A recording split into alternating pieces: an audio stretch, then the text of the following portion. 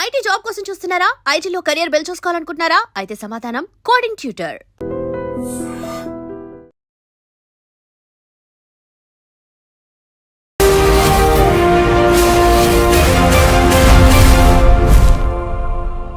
నమస్తే, welcome to I dream social spotlight with కవిత.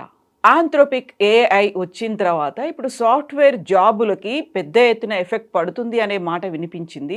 ఈ నేపథ్యంలోనే సరికొత్తగా అటు అకౌంటెంట్లతో పాటుగా ఇటు అడ్వకేట్లు, ఆ తర్వాత మిగతా అన్ని వైట్ కాలర్ ఉద్యోగాలకు కూడా ఏఐ ఎఫెక్ట్ ఉండబోతోంది. ఇది మ్యాక్సిమం 1 year నుంచి 1.5 yearలోనే ప్రపంచవ్యాప్తంగా కనిపించబోతోంది. అందులో ఫస్ట్ ప్లేస్ అమెరికా ఉంది అనేటువంటి మాటలు వినిపిస్తున్నాయి. ఈ విషయాన్ని స్వయంగా మైక్రోసాఫ్ట్ ఏఐ సిఇఓనే అనౌన్స్ చేశాడు. ఏం జరగబోతోంది, నెక్స్ట్ జాబ్స్ ఎలాంటివి మనం సెలెక్ట్ చేసుకోవాల్సినటువంటి అవసరం ఉంది. మనతో పాటుగా ఉన్నారు global Telangana association founder and అమెరికాలో అటార్నీ విశ్వేశ్వరరెడ్డి కలవాల గారు. హలో అండి, నమస్తే.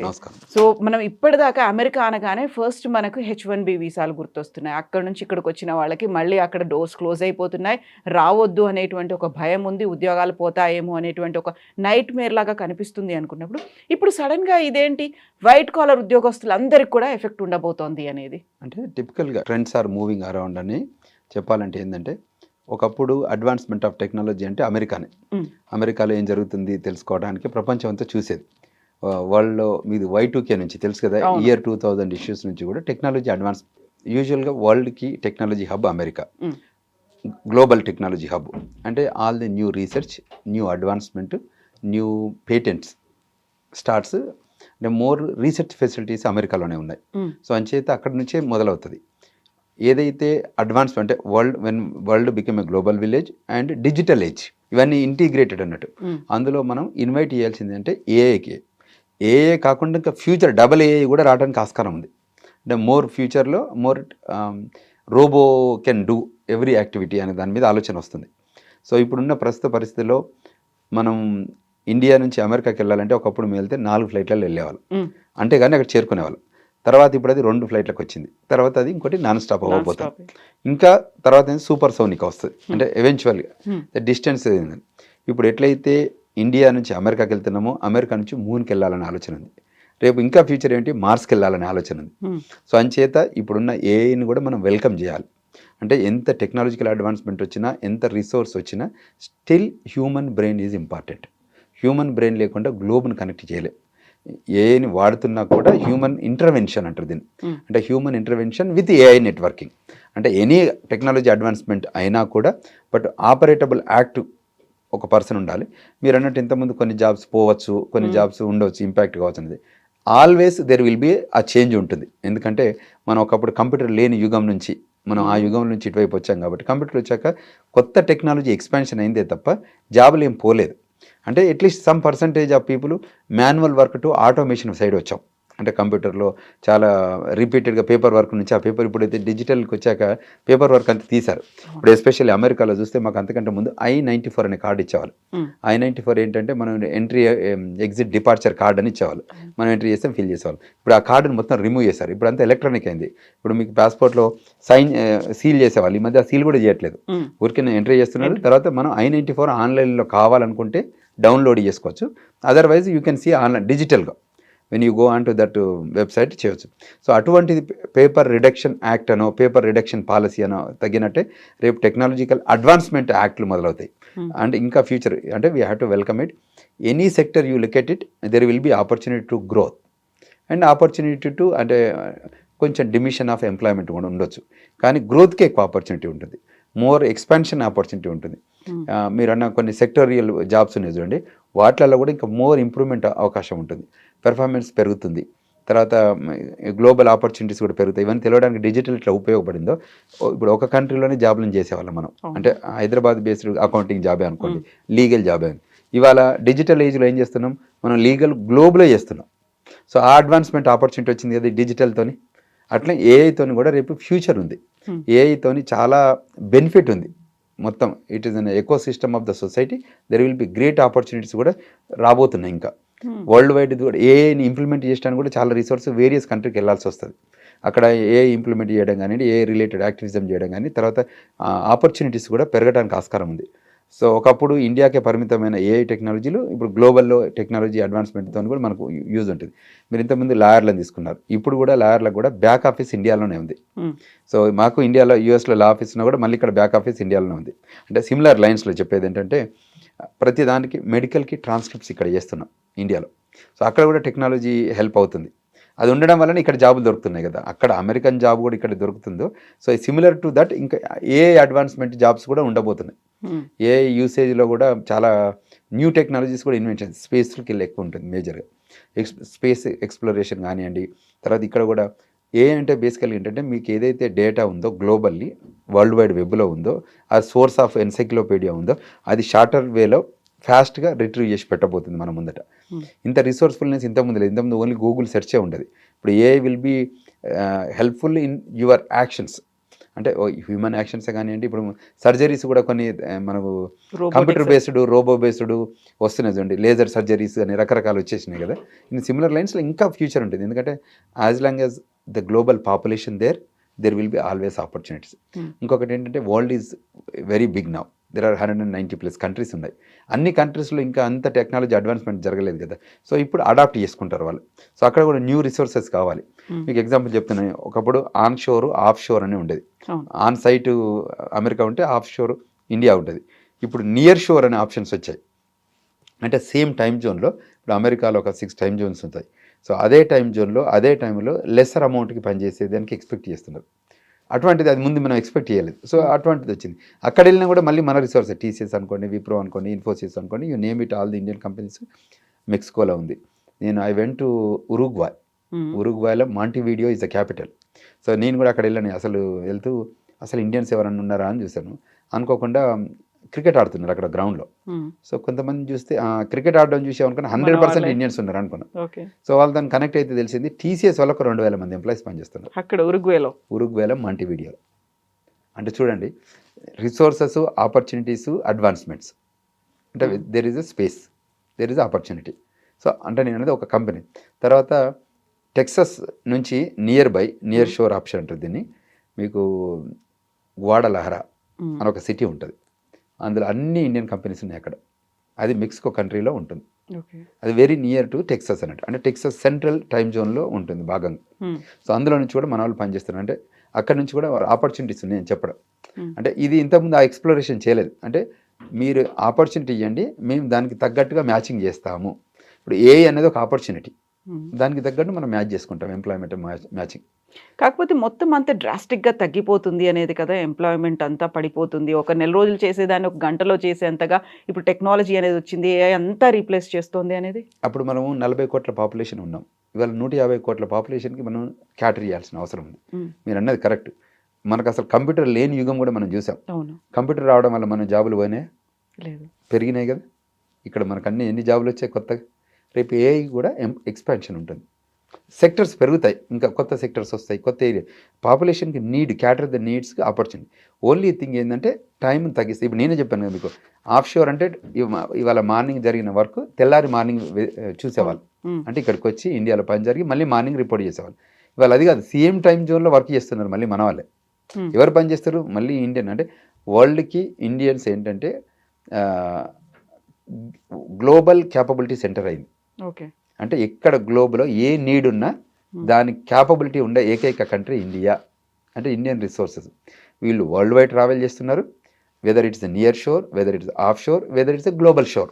మరి అదే టెక్నాలజీ మన దగ్గర కూడా వస్తుంది కదా, అదే ఏఐ అనేది వస్తుంది, ఆంథ్రోపిక్ అది కూడా మన దగ్గరికి వచ్చినప్పుడు ఇక్కడ కూడా సేమ్ అలాంటి క్రైసిసే వస్తుంది కదా. అయితే వరల్డ్లో ఏమవుతుంటుందంటే అమెరికన్ కొన్ని కంట్రీస్లలో కొన్ని సెక్టోరియల్ ఎంప్లాయ్మెంట్ ఉంటుంది. ఇండియాలో ఉన్న ఏకైక టాలెంట్ ఏంటంటే stem talent, science, technology, engineering, mathematics. ఇంత పూల్ ఆఫ్ టాలెంట్ వరల్డ్ ఎక్కడ లేదు. సో ఇండియా ఇంకా అడాప్ట్ చేసుకోవాల్సింది. ఇంకా రూరల్లో ఇంకా చాలా టెక్నాలజికల్ అడ్వాన్స్మెంట్ జరగాల్సింది. మనది ఇంకా డెవలపింగ్ కంట్రీ, ఇంకా ఫుల్లీ డెవలప్ కాలేదు. సో ఇంకా ఆపర్చునిటీస్ ఉన్నాయి ఇక్కడ. మన వచ్చినా డబల్ ఏ వచ్చినా, అంటే ఇంకా ఫ్యూచర్లో డబల్ ఏ కూడా we have to expect it. ఎందుకంటే బికాజ్ మనం చూస్తున్న జెన్జీ అనే డిస్కషన్ అవుతుంది కదా ఇప్పుడు చూస్తే. హిస్టారికల్గా ఏమవుతుంది, పెరుగుతుందే కదా.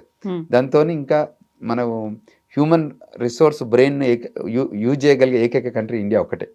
అంటే ఇటు మ్యాథమెటికల్, ఇంత మనం చెప్పిన సైన్స్ టెక్నాలజీ చూడడం, మ్యాథమెటిక్స్ కూడా ఇంటిగ్రేట్ చేయడం వల్ల ఓన్లీ థింగ్ ఏంటంటే టైం సేవ్ అవుతుంది తప్ప ఎంప్లాయ్మెంట్ లూజ్ ఏమి ఉండదు అంత డ్రాస్టిక్గా.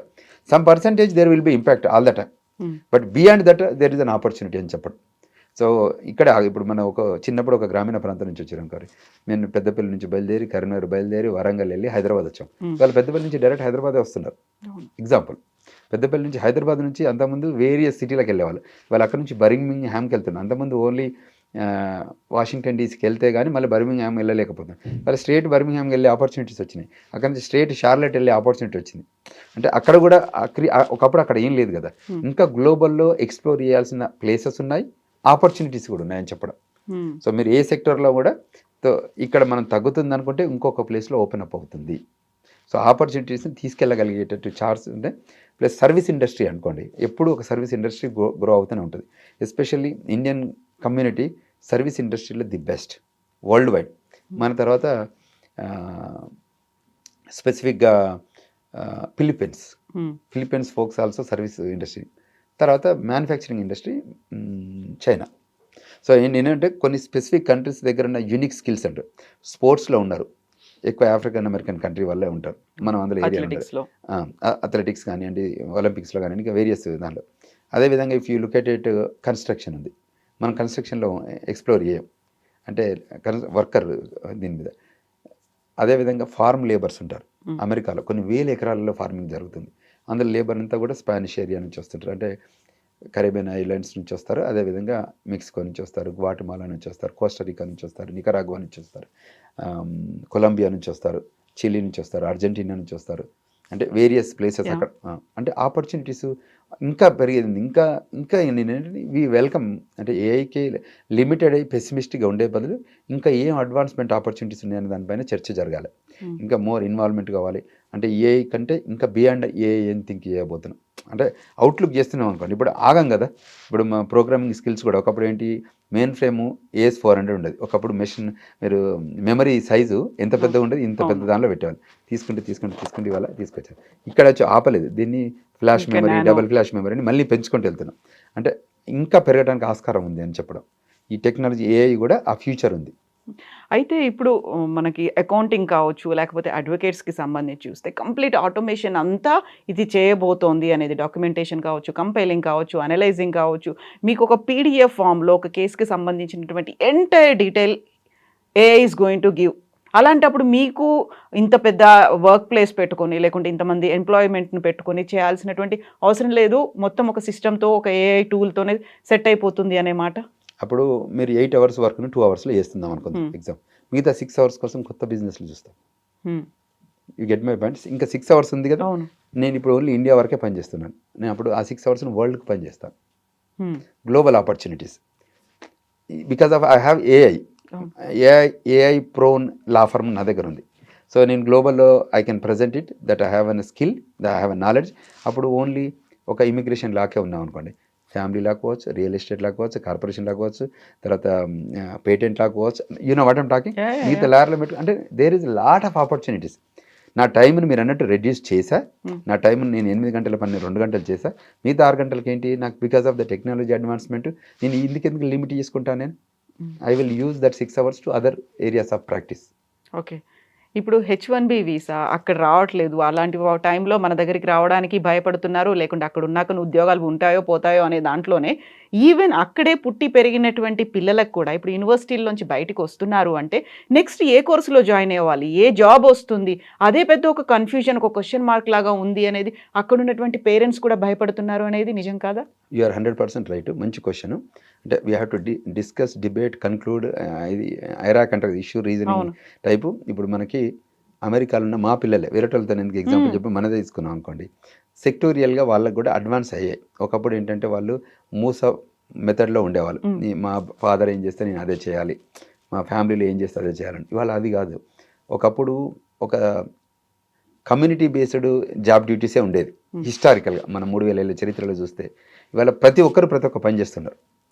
అంటే క్యాస్ట్ బేస్డ్ యాక్టివిటీ కాకుండా ప్రతి పనిని అందరు చేస్తున్నారు వరల్డ్లో. సో అంటే స్పెసిఫిక్గా సో ఆపర్చునిటీస్ ఉన్నాయి.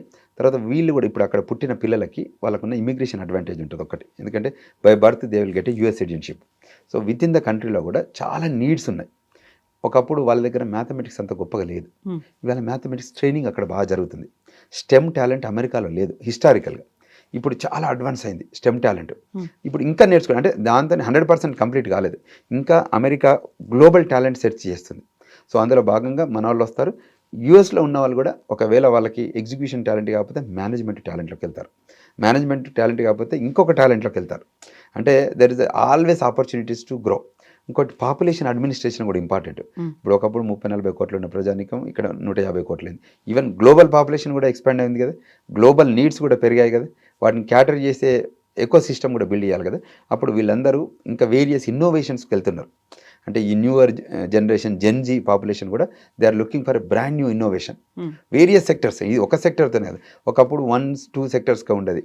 ఇప్పుడు మనం ఇవాళ ఇంటికి అన్ని వస్తుంది, బ్లింకిట్ లాంటివి చూస్తారు, ఎలక్ట్రానిక్లో పేమెంట్ గేట్వేస్ కానివ్వండి.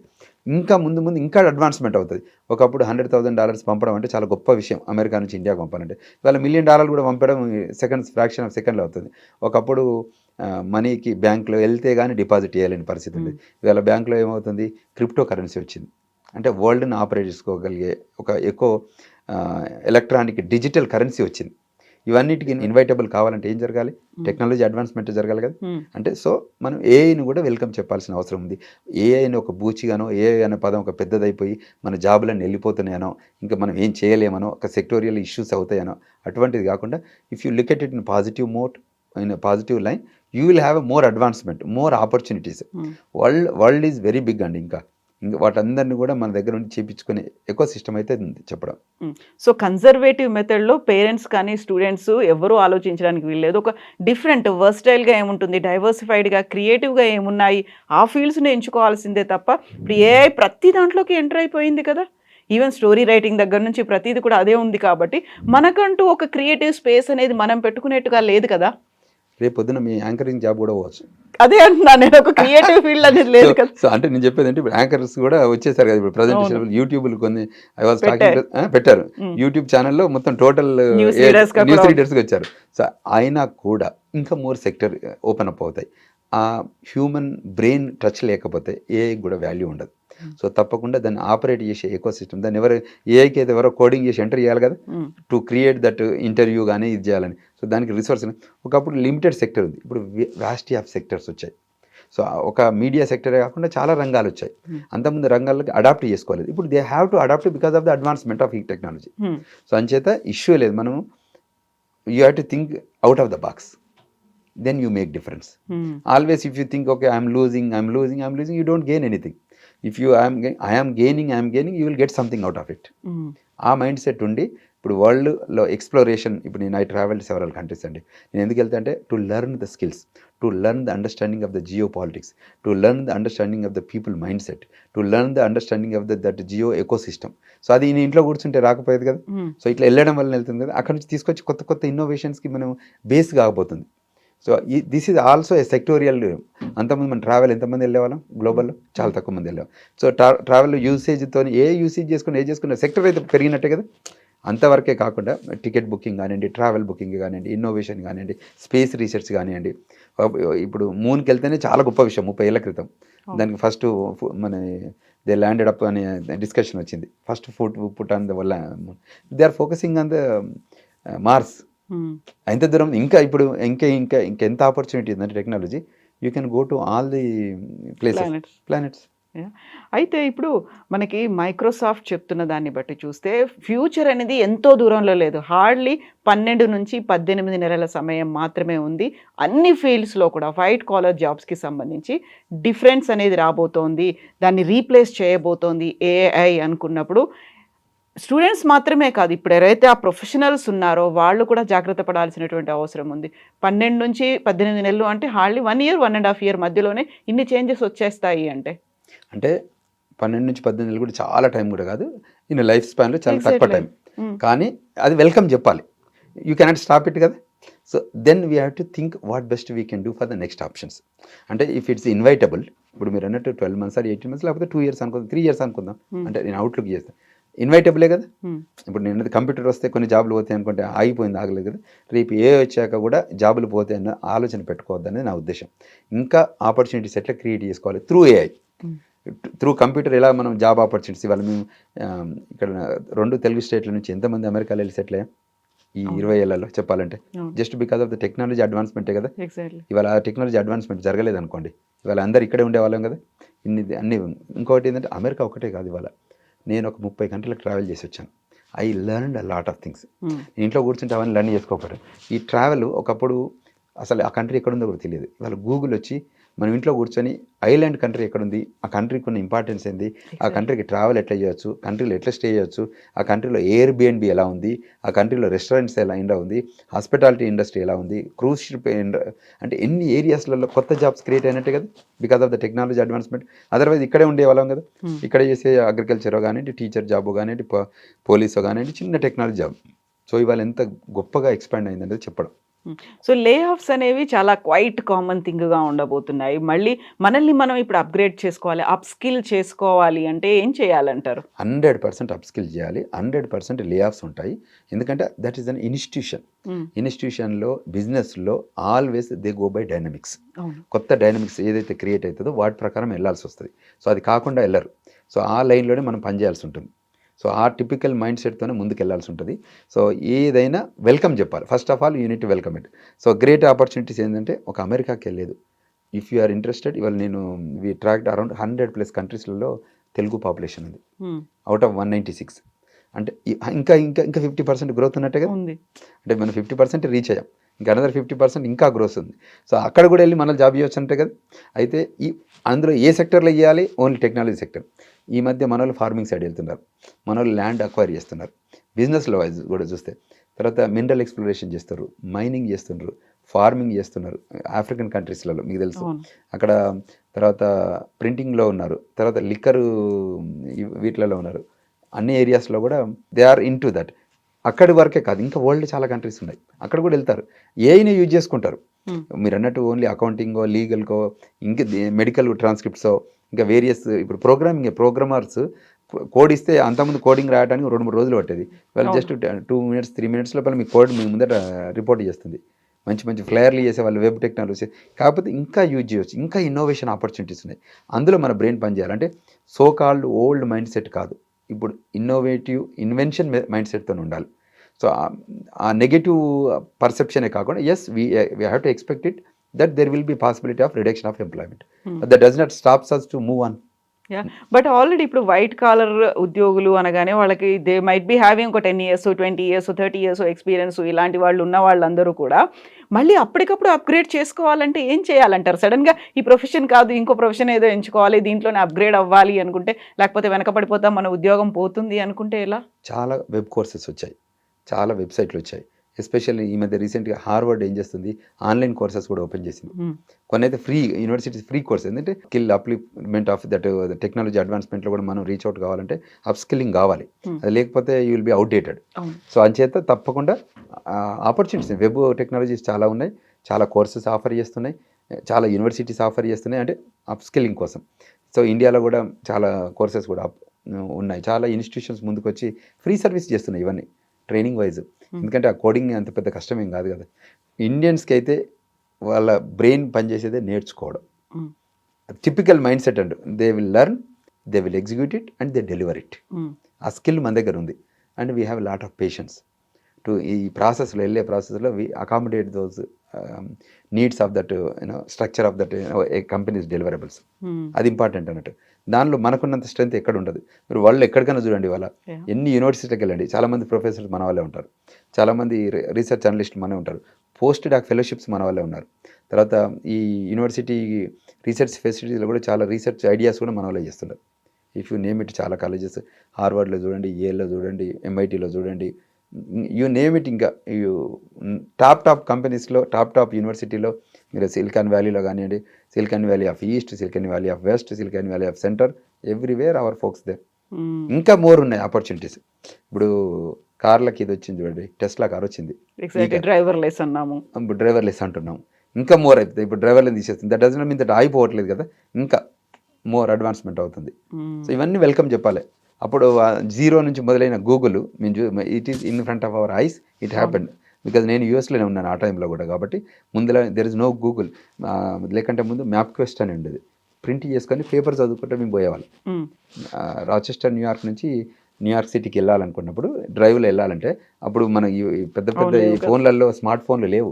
అప్పుడు ఓల్డ్ ఫోన్లే ఉండే. స్మార్ట్ ఫోన్ వచ్చిన తర్వాత మెల్లిగా పెరుకుంటూ వచ్చింది. కానీ మనం చూస్తున్నాం తర్వాత స్క్రీన్ల మీద వచ్చింది, కార్లలో వచ్చింది. ఇప్పుడు గూగుల్ మ్యాప్స్ అనేది అప్పుడు బిగినింగ్లో లేదు. మ్యాప్ క్వెస్ట్ ఉండేది. మేము use to print map quest papers, one location to other location, driving direction అంతా పేపర్ ప్రింట్ చేసుకొని డ్రైవింగ్ స్టార్ట్ చేసేవాళ్ళం. ఇప్పుడప్పుడు స్పాట్లో ఫోన్ తీసుకొని గూగుల్ పెట్టుకొని అదే ఇప్పుడు అన్నీ కనిపిస్తున్నాయి మనకు. కరెక్ట్. సో నేను అనేది ఏంటంటే ఇంకా మనం ఇన్వైటబుల్ ఉంటుంది. చాలా టెక్నాలజీకి అడ్వాన్స్మెంట్ ఉంటుంది. We should not be pessimistic, we should always be adaptable. మీరు ఇంతకుముందు అన్న కోర్స్ నేర్చుకోవాల్సిందే. There is no second to it. Otherwise you will be outdated. ఆ కోర్సెస్ ఎట్లా ఎటువంటి నేర్చుకోవాలనే దానికి గైడెన్స్ కావాలి. అది we are there to help them. మేము కూడా సెమినార్స్, సింపోజిజమ్స్ కూడా పెడుతుంటాం. వీటి మీద వాటిలో కూడా నేర్చుకోవచ్చు.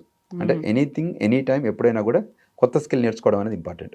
ఇప్పుడు అమెరికాలో ఉన్నటువంటి పేరెంట్సే వాళ్ళ పిల్లల కోసం అంత భయపడుతున్నారు అనుకుంటే, ఇక్కడ మనం కూడా అలర్ట్ అయ్యి డిఫరెంట్ కోర్సెస్ ఏమున్నాయో, డైవర్సిఫైడ్గా ఏమున్నాయో, కన్జర్వేటివ్గా ఉన్నటువంటి ట్రెడిషనల్గా ఉన్న ఆ కోర్సులు కాకుండా ఆలోచించాలి కదా. 100% ఆలోచించాలి. ఒకప్పుడు local need, national need, global need పెరిగింది. సో అక్కడ కంట్రీలో ఏం కావాలి మేమే చెప్తున్నాం. కానీ నాకు మెయిన్ ఫ్రేమ్ అవసరమే లేదు బిగినింగ్లో, ఎందుకంటే ఇక్కడ మెయిన్ ఫ్రేమ్ మెషిన్సే లేవు అప్పుడంతా. సో మేము ఇక్కడ మెయిన్ ఫ్రేమ్ నేర్చుకుని అక్కడ మెయిన్ ఫ్రేమ్ మీద జాబ్ చేసాం కదా. అట్లనే సిమిలర్ టు దట్ ఏ కంట్రీలో అకౌంటింగ్ నీడ్స్ అనుకోండి, ఫైనాన్షియల్ నీడ్ అనుకోండి, మెడికల్ నీడ్ అనుకోండి, ఆ నీడ్స్కు ఇక్కడే ట్రైనింగ్, అప్స్కిల్లింగ్ ఇక్కడ జరుగుతుంది. లేదు ఆన్లైన్లో కోర్సెస్ ఉన్నాయి. ఆ ఇన్స్టిట్యూషన్ మనకు వచ్చి చెప్తుంది. ఇప్పుడు మా దగ్గర ఒకటి GMU అనే ఒక యూనివర్సిటీ ఉంటుంది, మా పక్కనే అమెజాన్ ఉంటుంది. ఈ GMUలోనే 2-3 ప్రోగ్రాంలు ఉంటాయి. ఏం ప్రోగ్రామ్స్ ఉంటాయంటే ఆ అమెజాన్లో వెళ్ళి పనిచేసుకునే courses. So second year, third year, final year ఉన్నప్పుడు నేస్తారు. ఈ ఎడ్యుకేషన్లోనే కోర్స్ ఇస్తారు కాబట్టి ఆ కంపెనీ అసలు ట్రైనింగ్ ఇవ్వాల్సిన అవసరం లేదు. వీళ్ళ నుంచి ఇంటర్వ్యూ చేసుకొని డైరెక్ట్ తీసుకొని ఇంటర్న్షిప్ లాగా కూడా అయిపోతుంది. కరెక్ట్. సో అంటే నేను అనేది if there is a question, if there is a concern, let us know. We are here to provide a solution. But don't worry. అంటే మీరు ఆలోచించి స్ట్రెస్ అయిపోయి మేమేదో లూజ్ అయిపోతున్నాం, ఇంకా మేము ఏం చేయలేము, మన జాబులు వెళ్ళిపోతున్నాయని స్ట్రెస్ కాకండి. మీ ఇన్స్టిట్యూషన్ ఏంటి, మీ సెక్టర్ ఏంటి, మీ ప్యాషన్ ఏంటి, మీ ఫ్యూచర్ ఏంటి, we can sit and talk. Thank you so much Vishweshwara Reddy garu. Thank you very much. Thank you.